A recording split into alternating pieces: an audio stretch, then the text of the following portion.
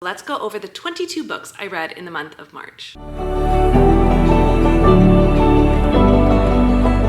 As always, you can find me in all of the places. I am obviously here on YouTube, but if you're looking for my Christian reviews, you can do so by going to the Journey We Share podcast here on YouTube. That will have all of my Christian reviews of regular books. I also am on TikTok and on Instagram, so make sure to follow me at those handles, which are down below in the description box. But let's go ahead and get into these books. The first book I finished in the month of March was Love Theoretically by Ali Hazelwood. I have been really in the mood for these rom-com kind of chick lit feels, and this was exactly what I was going for. However, I do feel like I had a hard time keeping up with the science. Now listen, I am not a science girly. You're not gonna find me to be a science girly. I always really struggled with science. Give me math any day, but science, eh. So Love Theoretically had a lot to do with like science and theories, and I felt lost and dumb. And I don't often feel that way when I read Ali Hazelwood books, so that was not a win for me. I rated it 3 stars. I then finished my first nonfiction of the month, which was White Fragility. I really have been interested in reading this book for so long. However, part of what I was really looking forward to in the month of February and didn't get to was reading more BIPOC authors, and because I didn't get to it in February, I was not gonna let it pass. So I picked up this book and then realized it was written by a white woman, which she does very well express that in the first intro section, but I still wanted to give it a chance. Now, I think she has a lot of really great insight. I think she shares a lot of things that are really helpful.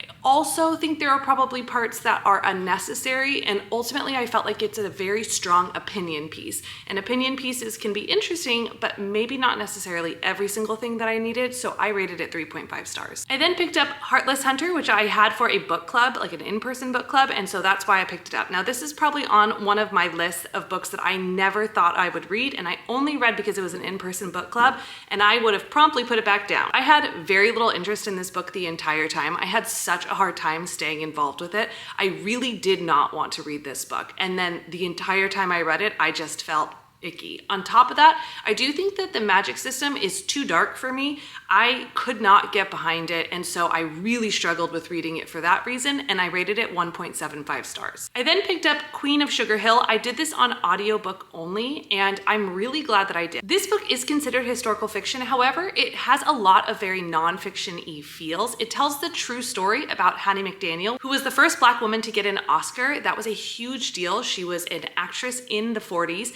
when a lot of Black characters were just kind of no names in the background. They were not given credit for their work. They were not really treated well. Even though they were in Hollywood, they were not getting equal treatment. And so I really loved this story and opportunity to learn about Hattie McDaniel and about Hollywood at that time. However, I think there was parts of it that were a little bit long. I do know that the author did a really good job of trying to make sure that the story made sense and went along on Hattie McDaniel's journey.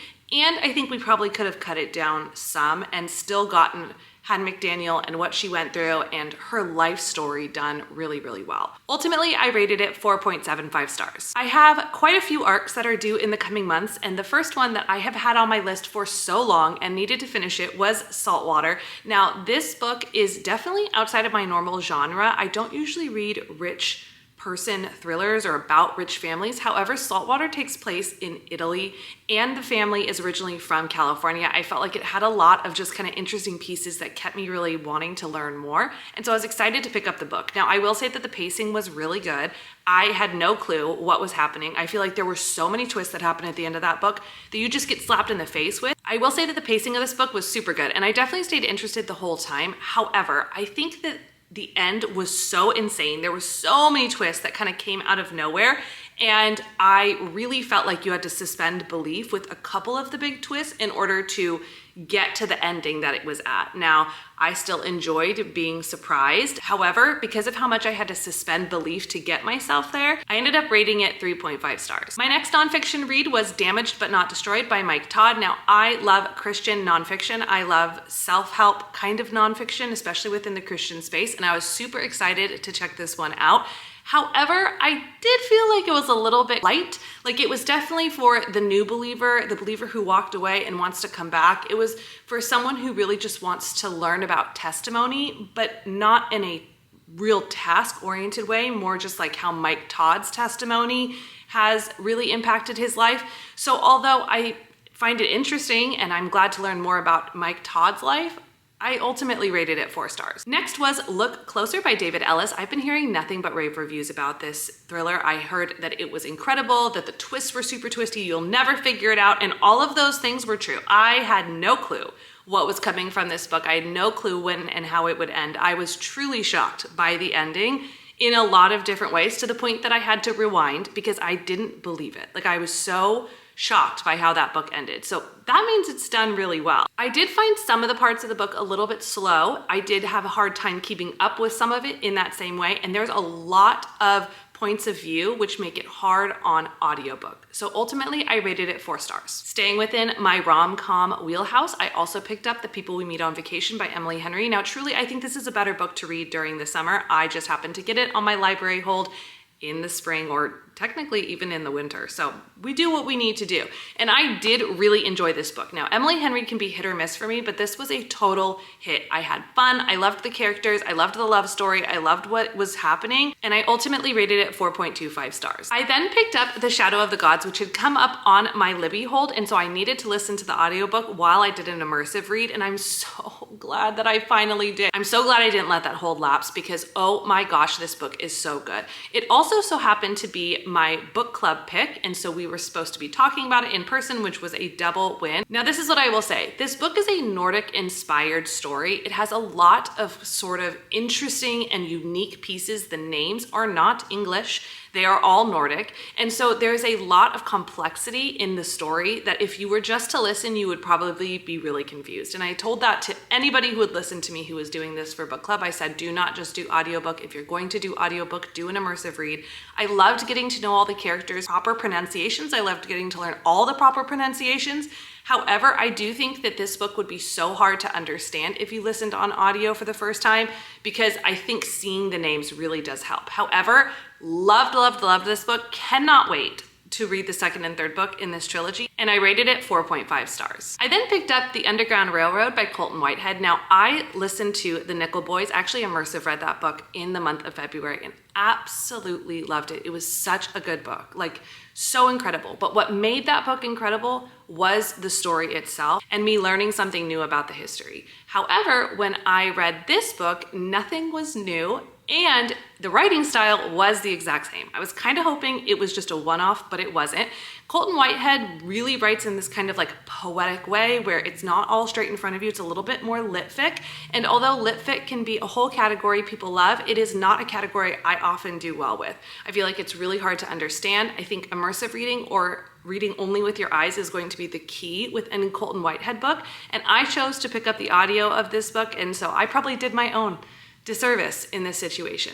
Ultimately, I still loved the story. I still think it's important. However, I rated it 3.25 stars. Peaceful Parent, Happy Kids. This book was recommended to me through a friend, Erica, and I wanted to check it out for myself. I'm always trying to better myself as a parent. I'm always trying to better myself as a partner. And so I felt like this was a really good book for me to pick up. It had some really great, insightful information, a lot of stuff that I've covered in other parenting books that I've read, as well as a lot of the same kind of language or communication of what I'm learning through my kids being in therapy. I really appreciated so much of that. However, I do think that there is a miss in a lot of these parenting books where we're not dealing with the kids who are neurospicy. And having a kid who's neurospicy myself, it's super helpful to have books that also address how that parenting style may work with kids who maybe have slightly different brains or way that they communicate or process or anything like that. So for that reason, I rated it 4 stars. The Cobalt Curse by Joey O'Connor. This book was gifted to me from the author himself. This is a Christian fiction book, but this is Christian fiction done incredibly well. I had no clue that this was Christian fiction, even though I knew he was a Christian, because I completely forgot. And then I picked it up and was like, oh, this is just a book, a really well done book. Now here's what I'm gonna say, and I don't really have good language for it, so you'll just have to work with me. It's like a boy book, okay? It's like a Tom Cruise movie in a book. It's very action forward. It has a lot of this kind of like, it talks a lot about crypto, and it talks a lot about the wars going on in the Democratic Republic of the Congo. I feel like it just had a lot of that kind of information, and it felt very much like a movie I would go watch with my husband. I still enjoyed myself because I still enjoy those movies. However, I could see that this may not be for everyone. It may be for more of a male audience. I had a really fun time with it. I was super engaged the whole time. And again, I feel like this was Christian fiction done incredibly well. I rated it 4 stars. I am reading books with my mom to do on our podcast. And so this was the first book that we talked about on her podcast, and it was It Didn't Start With You. Now, this book was super interesting. And I feel like the first 30% I was flying through it because the science was fascinating. I feel like it had so much that I wanted to learn that also kind of gave me a bit of anxiety. But then as I got into this book, I did struggle a little bit with what felt like too many personal anecdotes and not necessarily anything that helped me. I also feel like there was kind of a trend towards let's just have you reconnect with your loved ones no matter the cost or the trauma that you may have gone through. And when I went and looked at the Goodreads reviews, that was a lot of people's similar sentiments. So I was like, okay, I can see I wasn't quite so far off with my thoughts. Ultimately, I have way more information about this on our first podcast episode, which will come out at the end of April. So you're gonna have to check that out on the Journey We Share's website. However, I rated it 3 stars. I then picked up What You Wish For by Katherine Center. I got this on audio, and so I was super excited to listen to it. Now, I am trying to work my way through all of Katherine Center's books because I absolutely love her clean romance and her quick and witty banter. I have a great time with them, and I feel like it very much is kind of my sense of humor and my interest. However, this one had a very, very different vibe. And I feel like a lot of it had to do with so much emotion and so much of like the character's development and very, very little of the romance. Like the romance was a very minor subplot.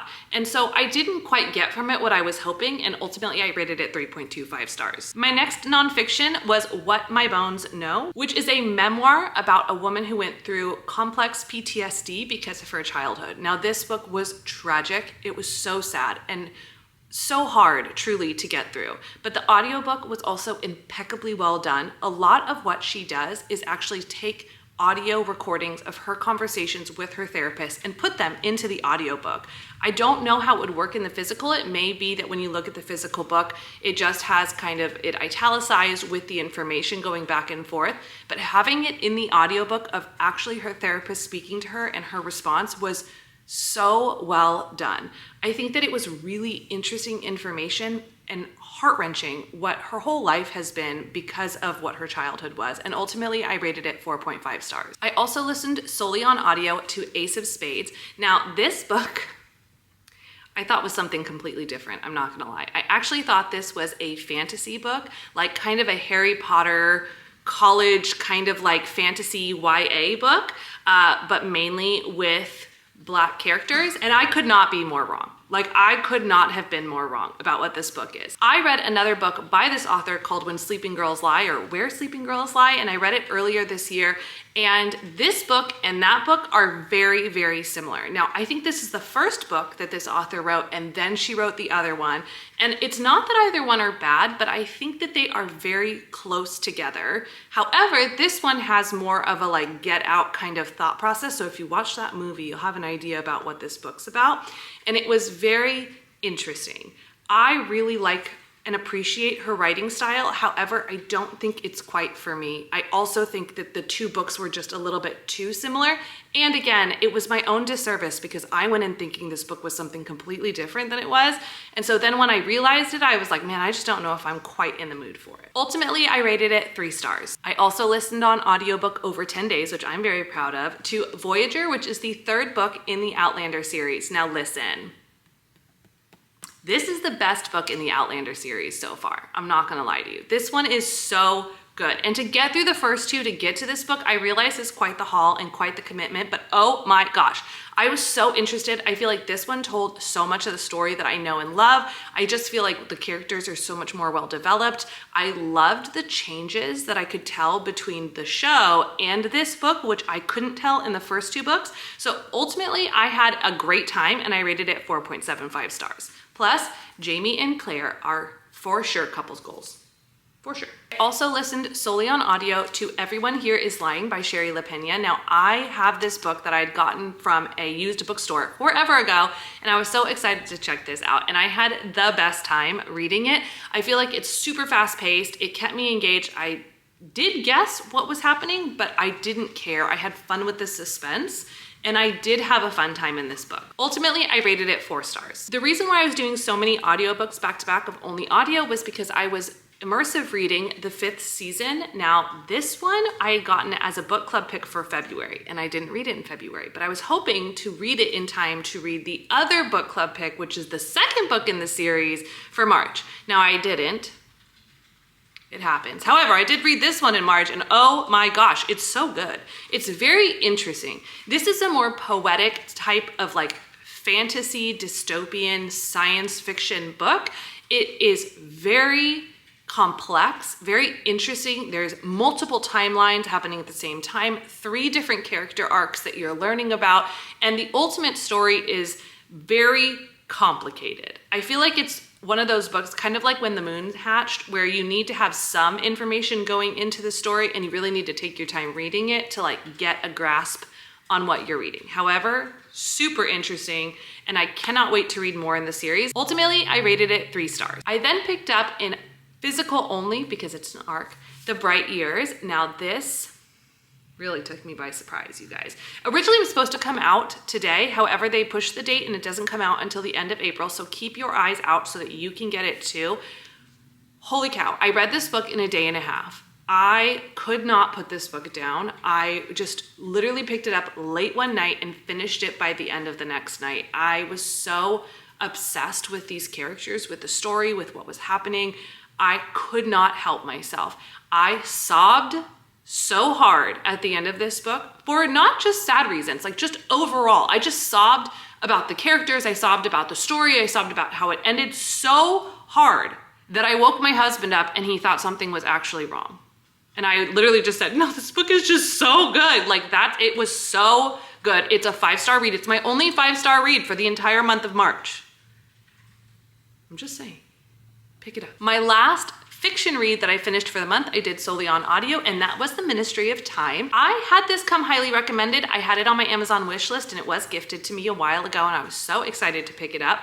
And then after I got it and I was excited for it, then I started seeing other people be like, eh. And then I just recently saw a review of someone who was like, well, nothing really happens. And so then I got a little nervous, but I was like, I'm committed, I'm in. It came up on my Libby. I am listening to it. I now understand what people are saying. Not much happens in it. Now, I love a good time travel story. I really do. I think they're super fun.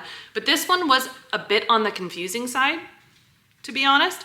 And I also think that there's just way too many characters kind of like brought in and too many things happening at the same time, and it got a bit confusing for me. I don't know if maybe I'm just like having a hard time with my books recently. I also think I was not a big fan of the love story, and the ending fell a bit flat for me. Like it ended and I was like, that's it? So I rated it 2.5 stars. And then last but not least, my last nonfiction of the month was Toxic Empathy. Now,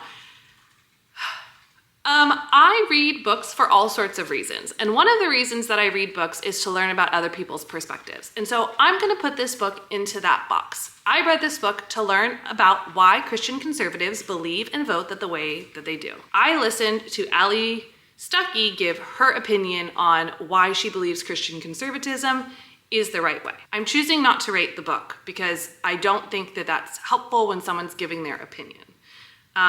And I am a little bit afraid of the internet. So I'm just gonna leave it there. I think if you are desiring to hear the same things that you may already believe, it's a great book for that. It will kind of give more language to maybe what you already are voting for. And if you are against those styles of voting, I would suggest not picking it up because it'll probably make you very frustrated. So there. So those are all the books that I read in the month of March. It was a really great month, and yet I think it could be better come April. I just feel like April's gonna be my month of reading. And as always, I love you.